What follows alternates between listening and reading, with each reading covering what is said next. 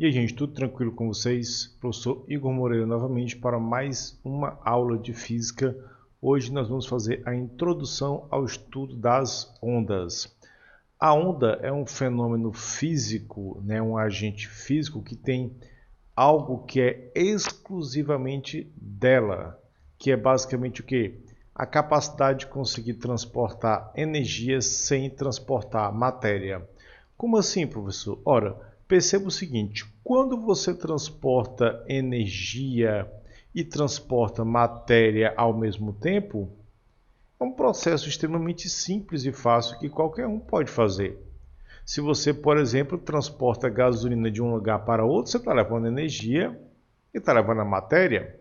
Você mesmo, por você ter massa, quando se desloca de um lugar para outro, você é energia e está sendo levado de um lugar para outro.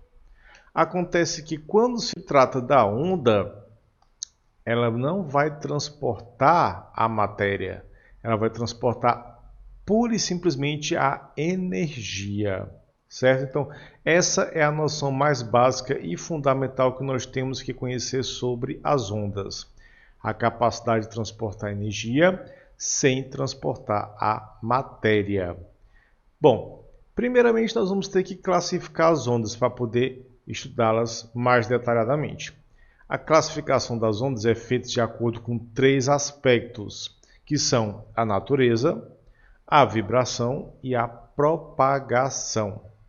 Então você vai perceber aqui que em relação à natureza da onda, nós temos como classificá-las em mecânicas e eletromagnéticas. O que é que seria uma onda mecânica? Bom, basicamente, para que a onda seja classificada como mecânica, ela tem que se propagar através da vibração de um meio material. Ué, professor, mas você acabou de dizer que não precisava de matéria. Não, eu disse que não transportava matéria. A onda mecânica não vai deslocar a matéria de um ponto para outro. A onda mecânica fará a matéria simplesmente vibrar. Então ela se desloca pela vibração da matéria. Como é o caso do som, que nesse exato momento o som que eu estou emitindo está se propagando através da vibração do ar. No caso da onda eletromagnética, ela não necessita da matéria para se propagar. Ela é composta da vibração junta em conjunto de um campo elétrico e um campo magnético, perpendiculares entre si. Então, ela pode se propagar tanto onde existe matéria, quanto onde não existe matéria. Os dois locais podem ser usados pela onda eletromagnética como meio de propagação. Então, a luz do Sol, por exemplo, que chega até a gente através do vácuo, é uma onda eletromagnética. Existe uma tabela ou um esquema para mostrar os principais tipos de ondas eletromagnéticas, que é o chamado espectro eletromagnético, que mostra as ondas na sequência crescente de frequência, pois em se tratando de uma onda eletromagnética, a frequência determina a energia transportada pela onda. Quanto maior a frequência, maior a energia. Então nós vamos desde ondas muito energéticas e muito nocivas, como os raios gama e os raios X, até ondas mais seguras, mais inofensivas, de menor frequência e de menor energia, como é o caso das ondas de rádio e as micro-ondas, certo? Depois vale a pena dar uma olhadinha nisso daí. Outro detalhe extremamente importante para a gente lembrar: no vácuo, todas as ondas eletromagnéticas se propagam com a mesma velocidade, que corresponde exatamente à velocidade da luz no vácuo. Não importa se é uma onda de rádio, se é uma micro-ondas, se é um infravermelho, se é luz, se é raio-x. No vácuo, todas as ondas eletromagnéticas se propagam com a mesma velocidade. Nós só vamos notar diferença de velocidade em meios materiais, como a água, como o vidro, aí haveria uma diferença de velocidade entre elas. Posso até colocar para vocês que no vácuo e no ar, todas as ondas eletromagnéticas se movem com a mesma velocidade. Beleza?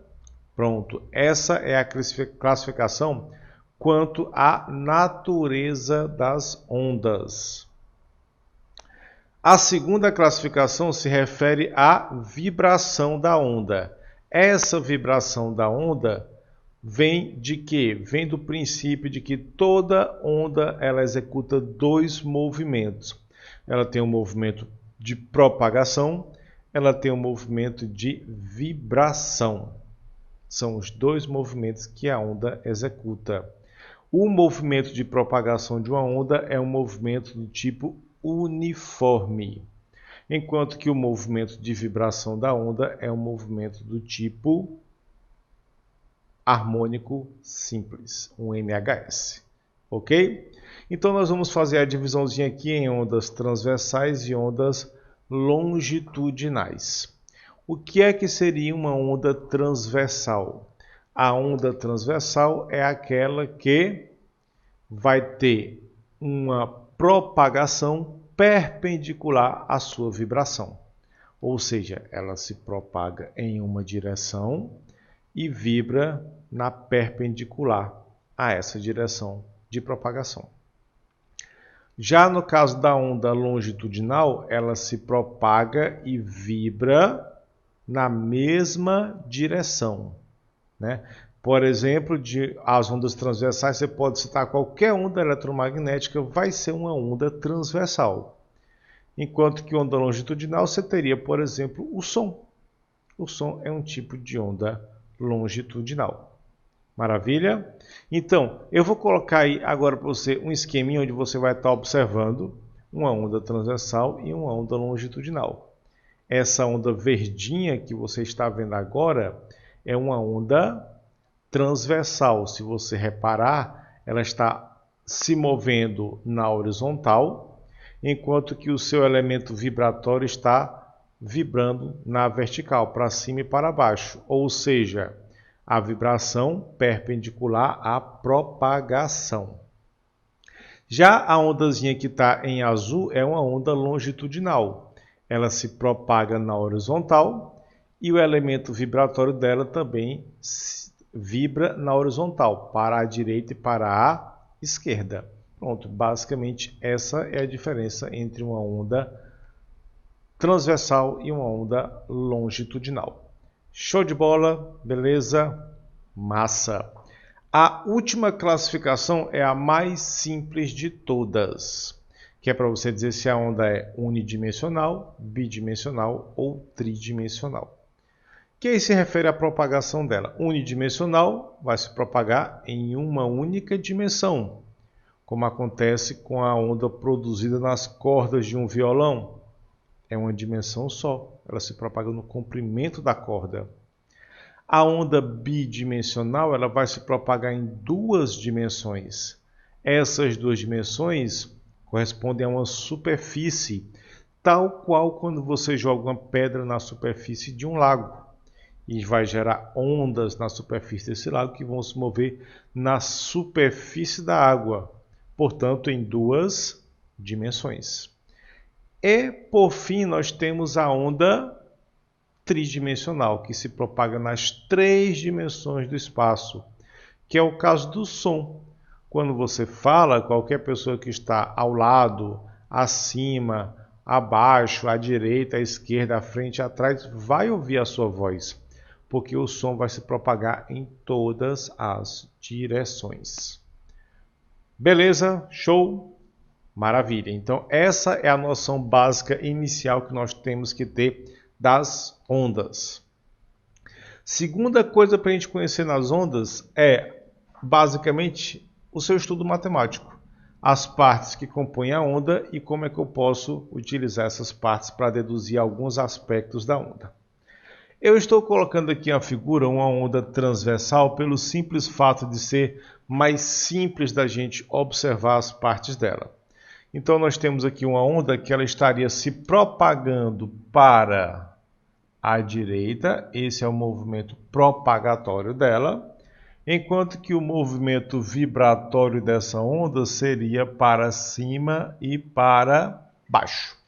Portanto, perpendiculares entre si, trata-se de uma onda do tipo transversal. Primeira coisa que eu vou destacar, olha, a maior distância que a onda vibra para cima é exatamente igual à maior distância que ela vibra para baixo. O nome dessa distânciazinha máxima vibratória do movimento de vibração da onda é amplitude. E essa amplitude é extremamente importante no que diz respeito à análise da onda. Por exemplo, em relação ao som, é o que caracteriza um som forte de um som fraco. É o que diferencia se uma pessoa está falando ou gritando, é a amplitude da voz dela. Esses pontozinhos aqui, ó, que se encontram alinhados com a amplitude máxima, o mais A, né, ou chamados pontos de máximo da onda, são chamados de cristas. Aqui eu tenho o C1, eu tenho o C2 e eu tenho o C3. Assim como esses pontinhos que estão alinhados com o menos A, os pontos de mínimo da onda, são chamados vales da onda. Certo? Então, esses pontos são os principais pontos que você vai ter dentro de uma onda. E você vai poder dividi-los em pontos em fase e pontos em oposição de fase. Se eu utilizar uma linguagem mais simples, eu posso escrever do seguinte: pontos em fase são aqueles que estão fazendo a mesma coisa.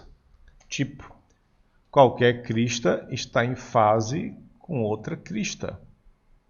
Tipo, o C1 está em fase com C2, C1 está em fase com C3.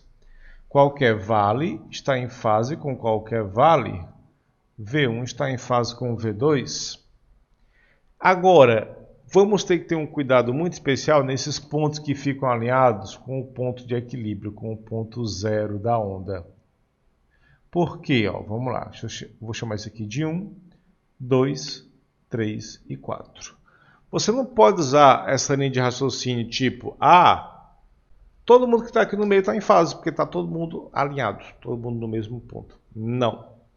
Os pontos têm que estar fazendo a mesma coisa. Aí você vai olhar para onde e vai perceber o que? Ó. Ponto 1 está no meio, tá. Mas a partir do 1 a onda desce. Ponto 2 está no meio, tá. Mas a partir do 2 a onda sobe. Então já não está igual. Quem é que estaria igual a 1? Ó, 1 no meio, a onda desce. 3 no meio, a onda desce. Então, o 1 e o 3 estão em fase. Quem está em fase com o 2 é o 4. Já que o 2 está no meio e a parte dele a onda sobe, o 4 está no meio e a parte dele a onda sobe. Pronto. E os pontos em oposição de fase são aqueles exatamente que estão em situações opostas, né? Qualquer crista e qualquer vale configuram pontos em oposição de fase. Assim como eu poderia pegar aqui o ponto 1 e o ponto 2, o ponto 3 e o ponto 4.